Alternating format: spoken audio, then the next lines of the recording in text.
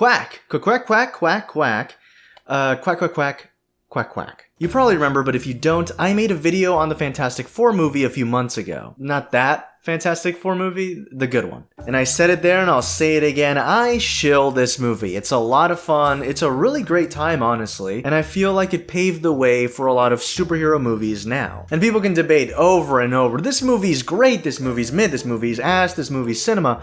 I don't really care. There is one thing you cannot debate though. It is undebatable, it is an undeniable fact of the universe, so much so that technically going against it would be like saying that the Earth is flat. And that undeniable truth that is as true as Newton's laws is that Rise of the Silver Surfer is a better movie than the first one. In all seriousness, you can like the first one more than the second one, but I do think that the second one is a better movie. It's just a great time and it's super solid. It's as solid as the Thing's massive, throbbing body. Because he's a rock. Unlike the first movie where it takes a while for the characters to unite and become a family, become the Fantastic Four, this movie already has them as this family, as the Fantastic Four, and it's awesome to see. And these characters go through their character arcs and that's great, but we cannot forget the best part of this movie, and that is the Silver Surfer. Now I know you're gonna say, oh, there's no way, this is a Fantastic Four movie, how is the best part of it the Silver Surfer? Well, you're wrong. And let me explain to you and convince you as to why. I'm gonna tell you his powers. Are you ready for this? Number one, he is silver, okay? That's fucking awesome. Number two, this is the big one. He surfs. Fucking genius, bro. Seriously though, he's a sick character and I love him, and I think this movie is this perfect balance of live-action superhero-y movie type stuff combined with the feeling of watching a Saturday morning cartoon. This is cheesy, ridiculous, and over-the-top hype in the best way. For those of you that grew up with this movie, how fucking hype is the Silver Surfer Human Torch chase? That, when you are a child, is the greatest fucking thing of all time, and when rewatching it, it is still the greatest shit I've ever seen. And also, read, what those fingers do. Sue says I'm addicted to it.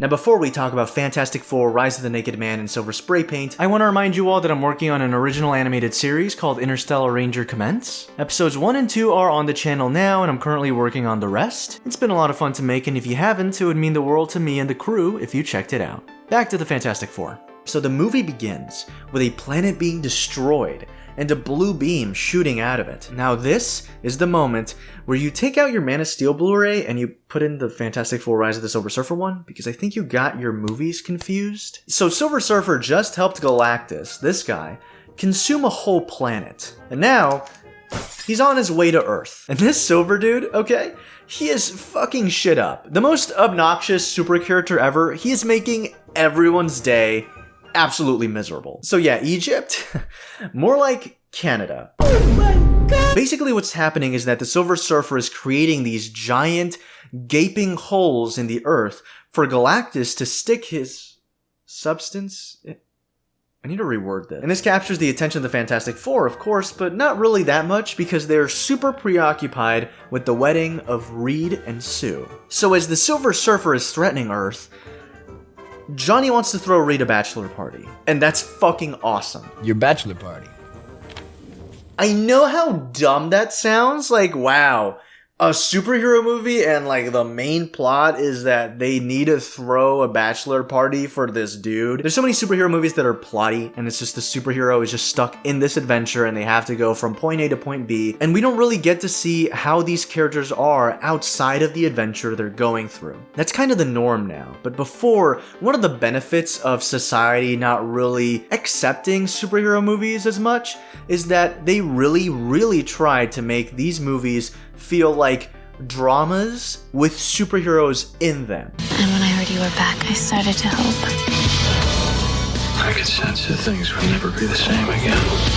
Batman Begins. Rated PG-13 in theaters and IMAX. And that's actually what superhero stories are. It's about a person who is a superhero, but it's about the drama in their life and how that affects them and how that affects their superheroing. And so here, Reed is super concentrated on the Silver Surfer bullshit, but the movie decides to take a moment and to have these little character moments so we can really understand who these characters are and what they want. And yes, Sue is not a part of the bachelor party, but that's because she is freaking thirsting for Reed. She desperately wants this wedding to go right. She's kind of craving a normal life again. And that's actually one of the themes of the movie, if not the main theme. It's about choice. It's about responsibility. What can you do with these powers you have? And honestly, that's fucking awesome. And I'm gonna get into it later, but first, let's talk about how Reed is such a fucking little kid. And then, bam! It exploded.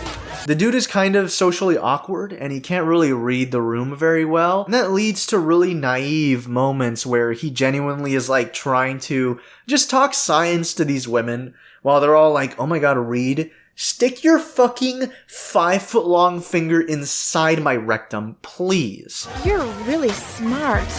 Thanks, Candy. That means a lot to me. But then General Hager comes in. He's one of the antagonists of the movie. He's a big dude. He's super imposing. He's like, Reed, I need you to help me save the world because the Silver Surfer is coming and we need to track his ass. Not literally his ass. I mean, everybody can see it. He's naked. I'm talking about we need to track him because nobody knows where he is. And so that's kind of the dilemma. Reed needs to balance out his workaholic side with his romantic side. And Sue, she just wants Reed to pay attention to her. Like I said also, she wants a normal life again. Like imagine fucking TMZ following you around 24/7. What are you doing? Can you not talk to me? What are you doing? And that's her life. Sue and Reed, congratulations on your wedding! And let me just say, unlike the first film where it's more toxic, Ben and Johnny have this really great brotherly dynamic that is just, it dominates the screen. There's moments in this movie where the two of them are just alone and they're vibing. Those are some of the best moments in this entire movie. And this is one of them. How do you guys, Chris Evans as Johnny Storm and Michael Chiklis as Ben Grimm are some of the best casting choices of all time. I'd hate to wake up one morning and find out she was killed in a rock slide. I'll show you a rock slide! So Reed and Sue are gonna get married, and at that very moment, because it's a superhero movie, shit is about to happen. Holy Matra. We have to get through this quickly. Here's another Silver Surfer power I forgot to talk about. The dude can just like EMP everything. We lost power. He just turns off a helicopter and is like, alright, you're all gonna die now. And so the Fantastic Four have to stop that helicopter from killing everybody. And then it happens. The greatest chase in cinematic movie history. That's obviously an exaggeration. But for little me, this was the sickest shit of all time. That is something I usually say whenever I go to the bathroom. This was the sickest shit of all time. The Rise of the Silver Surfer teaser for this movie, it just opened on that. That is, the whole teaser is just that chase scene.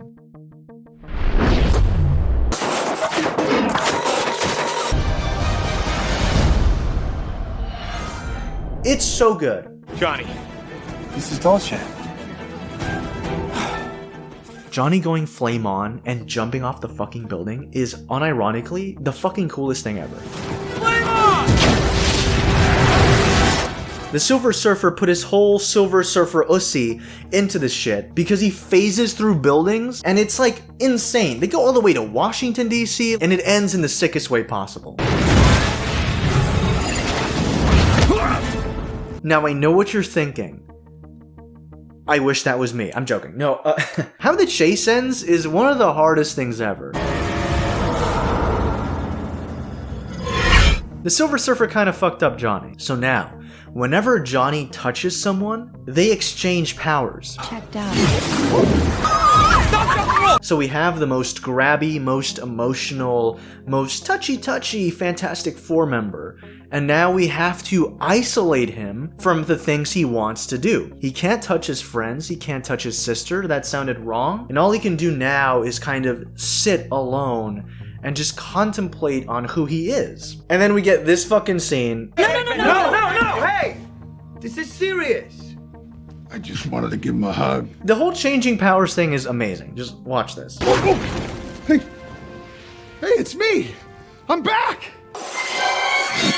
Oh my God!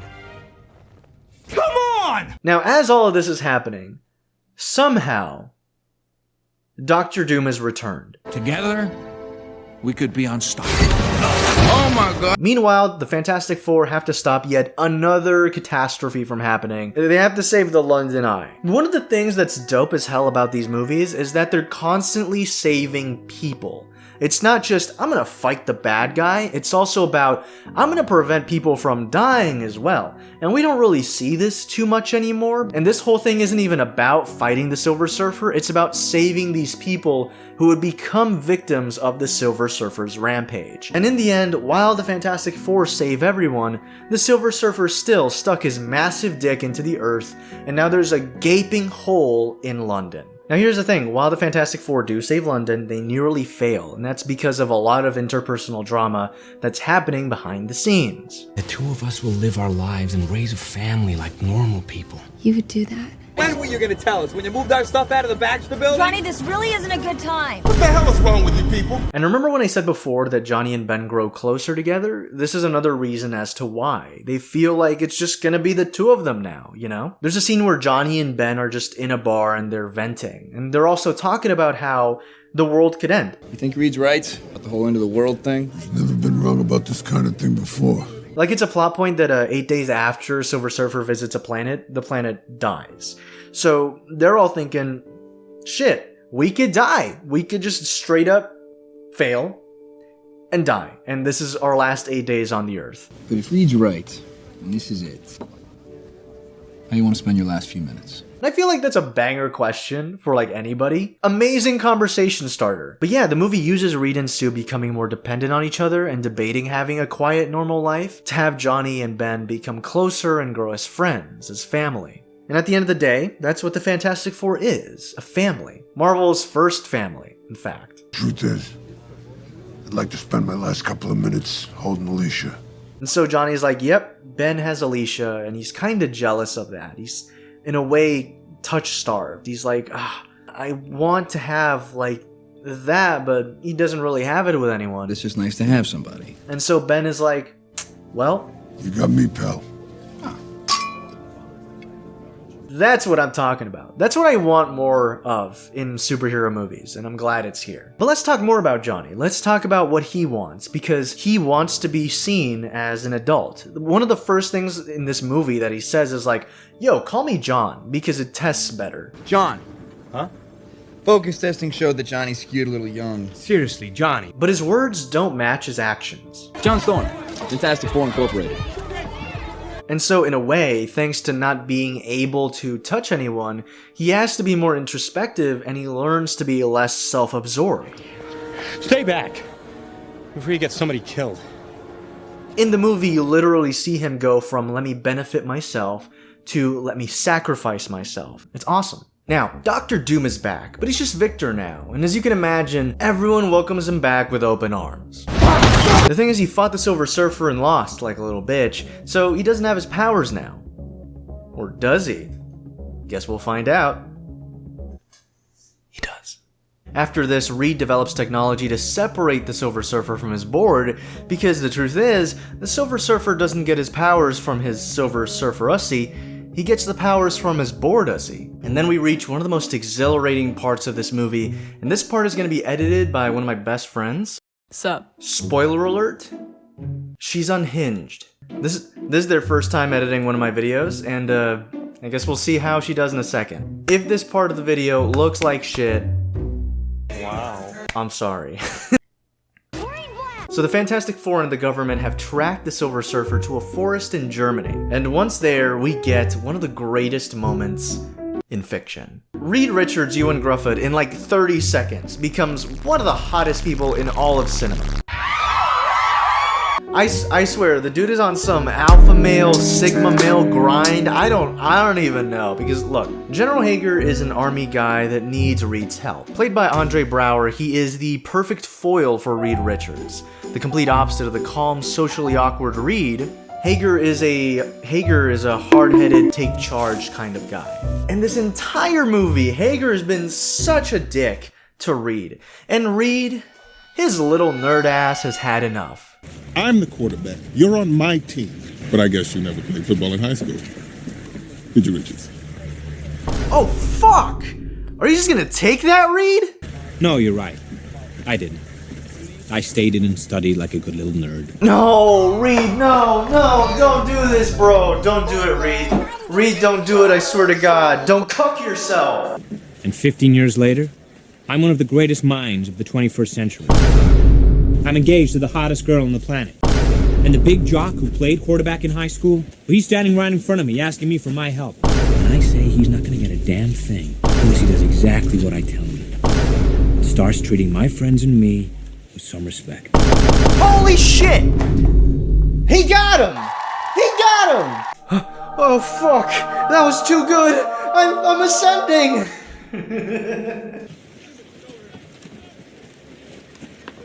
No, because honestly though, that's like worth the price of admission. That scene alone is so good. I'm so hot for you right now. Me too. Me 3. So the Fantastic Four track down the Silver Surfer, and this dude is like mega overpowered. Like he can just bend trees. Okay. What's gonna happen next? He's gonna go through Sue's force field. Oh, fuck. And so here we get back to the theme of the movie. Reed and Sue want to neglect their responsibilities and live a normal life. Johnny wants to be perceived as a responsible guy while being the most irresponsible. And the Silver Surfer ignores the horrors he causes by following through on his responsibilities. All these issues have to be resolved by the end of the movie, and they are, simply by choosing to be a hero, becoming more selfless. Because as we all know, selflessness, having a good heart, is all you need to be a hero. But right now, the Silver Surfer cannot see an escape from Galactus. Anyways, the Fantastic Four are successful in defeating the Silver Surfer, and he is eventually captured. Ironically enough, the Fantastic Four are themselves captured right after, because of General Hager. Hager at this point is done using the Fantastic Four, so like Andy in Toy Story 2, he doesn't want to play with them anymore. I don't want to play with you anymore.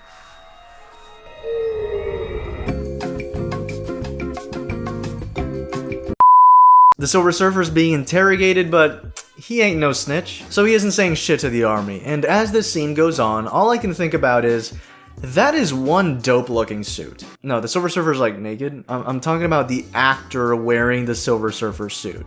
That suit is sick. Silver Surfer is fully CG, but once he loses his powers from the board, it's all makeup. And it's exceptional makeup. Coming from the same people that made The Thing, yeah, no wonder he looks incredible. That being said, the suit used as a base for the Silver Surfer looks fucking awesome. And it's a bummer that the CG is overlaid on top of the actor completely, since the effects are a bit dated, and we lose a bit of the detail on his expressions. But still, it looked pretty much impeccable for its time. And thankfully for like half of his screen time, he isn't a CG character, he's just straight up the actor in a suit.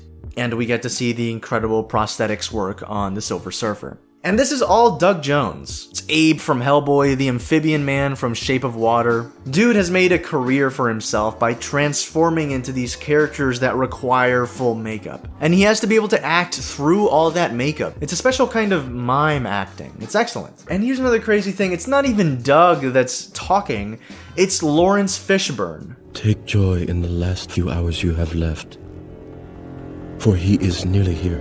That is peak casting times 2. Like, I don't know how they managed, but they got like 2 bangers in a row. It's insane. Anyways, the Fantastic Four decide to break out as Dr. Doom now has access to the Silver Surfer's board, and holy shit, the new Dr. Doom suit is sick. Too bad he is virtually nothing like the comic book Dr. Doom, but hey, I'll take what I can get. Oh shit, and I forgot, Hager gets killed in like the most fucked up way possible. Like, I'm actually surprised how like ridiculously kind of brutal it is.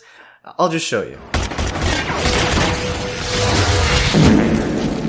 So the Fantastic Four race out of the military complex, or whatever it's called, with a bit of help from Johnny Storm finally manning up and being sincere for once. And we finally get the Fantastic Car.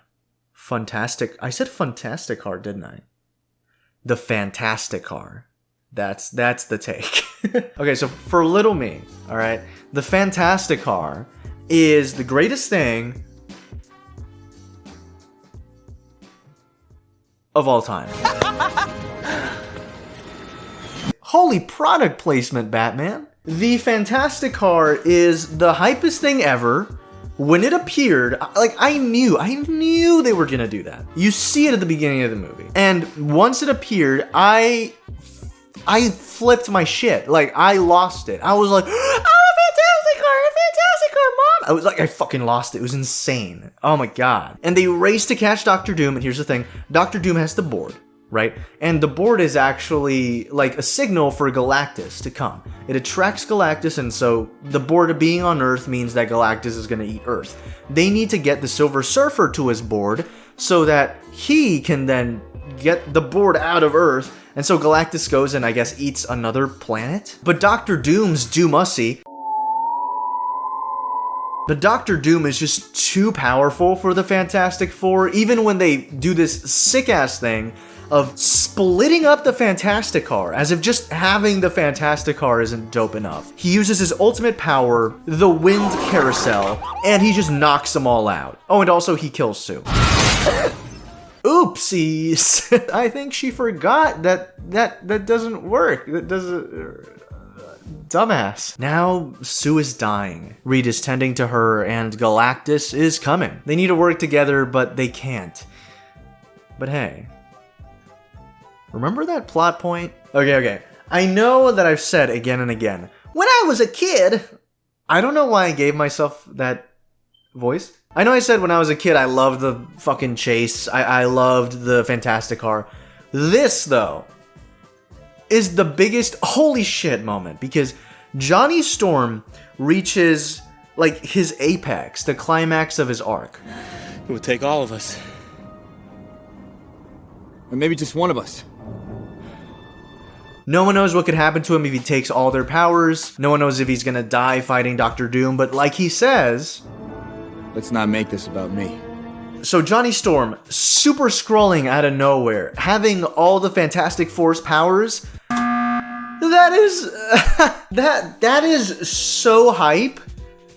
Holy shit, dude. Speechless. Like, it sounds so stupid. It sounds so dumb. But it's such a stupid idea. It's fucking awesome, dude. It's like Optimus Prime getting Jetfire's parts and just becoming Ultra Omega Optimus Prime and killing the Fallen. It's something so dumb and ridiculous. It's fucking awesome. I'm losing my mind. I'm like shitting myself. That is so cool. And I wish I could see that again for the first time. Very, very fun shit for little 6-year-old me, or 7 or 5. I can't remember the year. Sadly, though, Dr. Doom is killed in the stupidest way possible.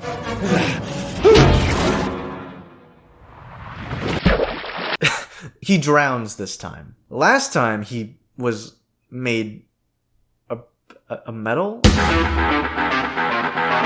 This time he just drowned.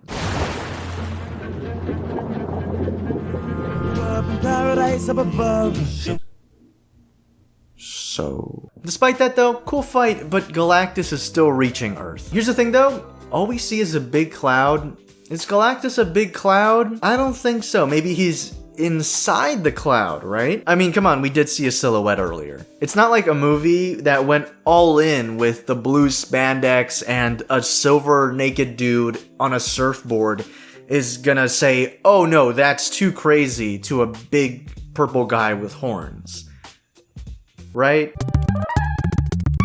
So Nor Rad, the Silver Surfer, reaches his board and notices that Reed is crying over Sue, and this is the apex of his arc. He recognizes himself in Reed and his long-lost love in Sue. So he uses the board's powers to save her life, and we see how like little gaps begin to form in the silver on his body, and we can see inside, and it's actually like the gray suit he has, like his like actual skin, I guess.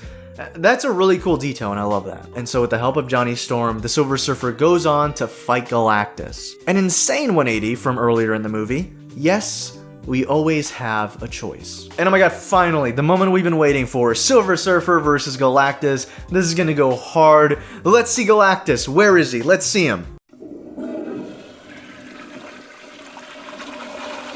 Where is he? Yeah, so Galactus is a fucking cloud. Galactus? More like Cloud-actus, am I right?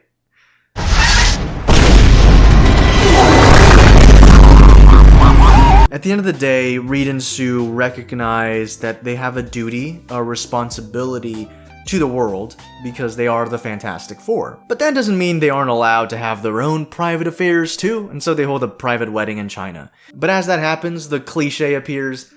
Shit's gonna happen again. And listen. Oh my god, okay. This is what I've been telling you. This fucking ending. Cinema, baby. This is what movies are, okay? As dumb as this one is, holy shit. It gets me up, bro.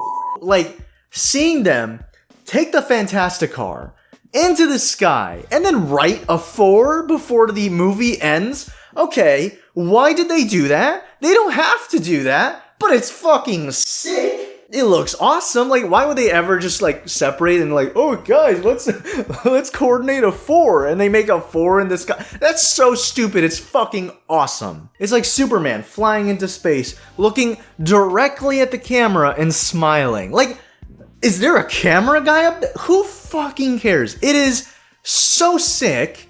And I love that these movies do that. Sometimes it's just fucking awesome to be cool. Sometimes things don't even matter. It's just like, is that a cool fuck yeah, it's a cool visual. Put it in. And it fucking rules. I fucking adore parts of this movie. There's other parts that are like mid as hell, but overall, I very much enjoy this one a little more compared to the first one. I think both movies are super solid, and I really enjoy both of them.